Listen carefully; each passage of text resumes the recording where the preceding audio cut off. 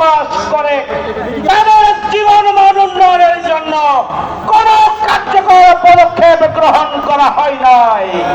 আমরা আগামী দিনের নতুন বাংলাদেশে আমরা দাবি জানাবো রংপুর অঞ্চলকে উন্নয়নের মহাসড়কে নিয়ে যাওয়ার জন্য রংপুরবাসীর দীর্ঘদিনের দাবি পূরণ করতে হবে।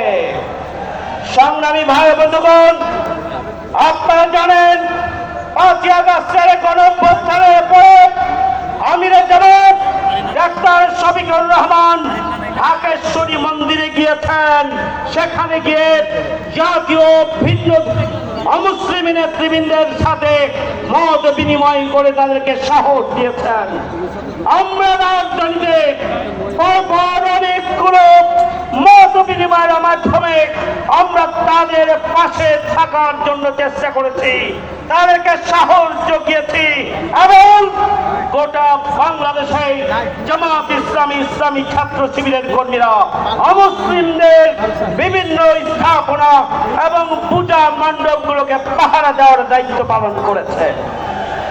সংগ্রামী ভাই বন্ধুগণ, এটি দিবালোকের মতো পরিষ্কার, বাংলাদেশ জামাত ইসলামী যদি আগামী দিনে ক্ষমতায় যায় ভিন্ন ধর্মাবলম্বীরা সবচাইতে বেশি নিরাপদে থাকবে।